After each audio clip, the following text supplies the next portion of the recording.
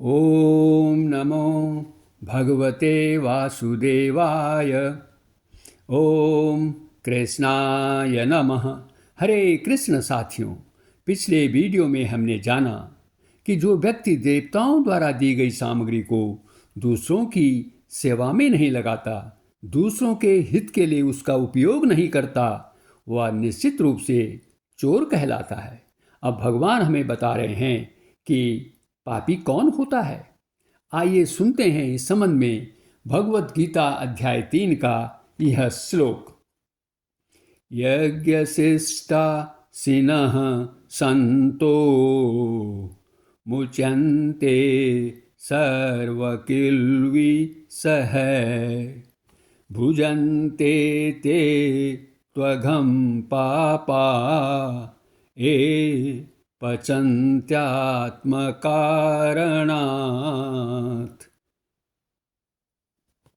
अर्थात भगवान कह रहे हैं कि जो यज्ञ से बचे अन्न खाते हैं वे सत्पुरुष पापों से मुक्त हो जाते हैं, किंतु जो अपने लिए अन्न पकाते हैं वे पापी पुरुष तो पाप का ही भोग करते हैं। आइए अब हम इस श्लोक की विस्तृत व्याख्या करेंगे और सबसे पहले जानते हैं श्लोक में प्रयोग किए गए दो पदों के संबंध में। पहला है यज्ञ शिष्टासिनः और दूसरा है पचन्त्यात्म कारणात्। इनका क्या अर्थ है? यज्ञ शिष्टासिनः, इस पद में यज्ञशिष्ट और असिनः का प्रयोग किया गया है, जिसका अर्थ है यज्ञ में बचे अन्न को खाने वाला। और पचन्त्यात्म कारणात्, इस पद में पचन्ति और आत्म कारणात् का उपयोग किया गया है, जिसका अर्थ है केवल अपने लिए उपार्जन करने वाला, केवल अपने लिए कमाने वाला। भगवान कह रहे हैं कि यज्ञ करने के बाद बचे भोजन को ग्रहण करने या खाने वाले संतगण तथा संत सत्पुरुष सभी पापों से मुक्त हो जाते हैं। ऐसा क्यों? क्योंकि संत भगवान की भक्ति में लीन रहते हैं और कोई भी पदार्थ भगवान को अर्पित किए बिना नहीं खाते।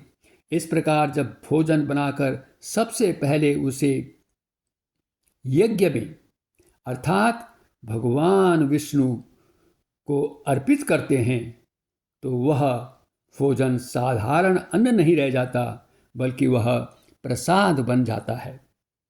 ऐसा पवित्र अन्न ग्रहण करने से मनुष्य के मानसिक विकार दूर हो जाते हैं, बुद्धि शुद्ध हो जाती है और अनजाने में हुए पापों का भी विनाश हो जाता है। सभी पाप उसके नष्ट हो जाते हैं।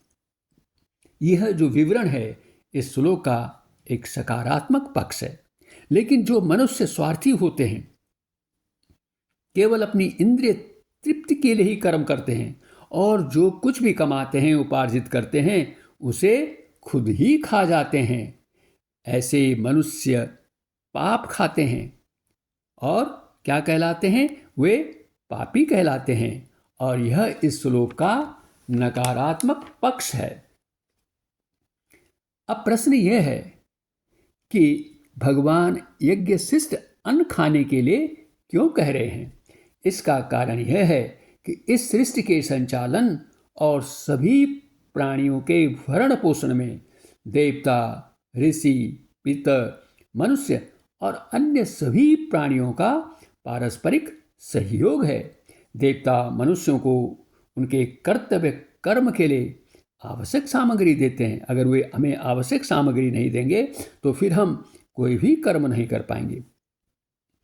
ऋषि हमें ज्ञान प्रदान करते हैं, पितर संतति और सुखमय जीवन का वरदान देते हैं, पशु पक्षी वृक्ष आदि सबके सुख के लिए अपने को समर्पित किए रहते हैं। इसलिए इन सभी प्राणियों के प्रति कृतज्ञता प्रकट करने और अनजाने में हुए पापों का प्रायश्चित करने के लिए शास्त्रों में पंच महायज्ञ करने का विधान है। अब हम जानेंगे पंच महायज्ञ क्या होते हैं। पंच महायज्ञ में सबसे पहले हम वर्णन करेंगे ब्रह्म यज्ञ का।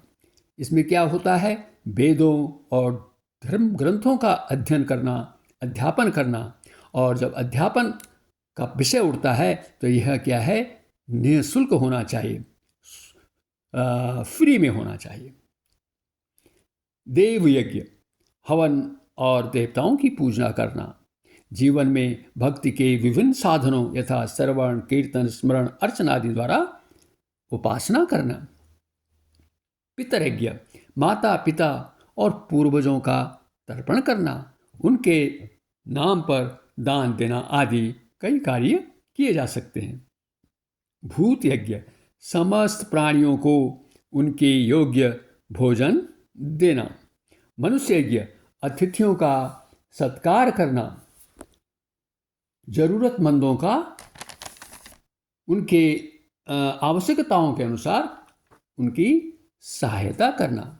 साथियों, शास्त्रों में यह भी कहा गया है कि यदि कोई मनुष्य किसी कारण से प्रतिदिन पंच महायज्ञ न कर सके तो उसे भूत यज्ञ, जिसे हम वैश्वदेव यज्ञ भी कहते हैं, इसे प्रतिदिन करना चाहिए। यह उसके लिए अनिवार्य है। वह अनिवार्य क्यों है? क्योंकि यह यज्ञ गृहस्थों के लिए इसलिए आवश्यक बताया गया है कि उसके द्वारा अनजाने में सूक्ष्म जीव जंतुओं की हिंसा जो है होती रहती है। जैसे झाड़ू लगाते समय या अनाज की सफाई करते समय, कूटते समय, पीसते समय, या रसोई घर में खाना बनाते समय आग जल रही है, या बर्तनों में पानी भरते समय आदि आदि कई कार्य जो गृहस्थों के द्वारा होते हैं, उसमें जीव जंतु क्या हो जाते हैं? मर जाते हैं। इस यज्ञ को कोई भी व्यक्ति सहजता से, आसानी से कर सकता है और अनजाने में हुई जीव जंतुओं की हिंसा से होने वाले पापों से वह अपने को मुक्त कर सकता है। जैसे गौ यज्ञ, इसमें गाय को रोटी देना है। पिपीलिक यज्ञ अर्थात चींटियों को उनका भोजन जैसे आटा देना है। खग यज्ञ अर्थात पक्षियों को दाना डालना है। मत्स्य यज्ञ अर्थात मछलियों को आटे की गोलियां बनाकर देना है। और अग्निहोत्र यज्ञ अर्थात अग्नि में रोटी का अंश डालना है। अंत में यह श्लोक हमें सिखाता है कि हम जितना भी अन्न धन अर्जित करते हैं उसमें अन्य प्राणियों का भी सहयोग होता है। इसलिए हमें अपनी आय का एक यथोचित भाग अन्य सभी प्राणियों की सेवा में भी लगाना चाहिए, जैसे कि इस पंच महायज्ञ में भी कहा गया है। इन्हीं शब्दों के साथ वीडियो देखने के लिए आपका बहुत बहुत धन्यवाद। कृपया इस वीडियो को शेयर करें, लाइक करें और हमारे चैनल को सब्सक्राइब भी करें।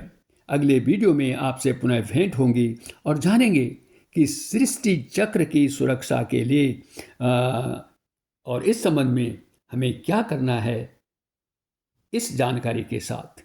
हरे कृष्ण साथियों।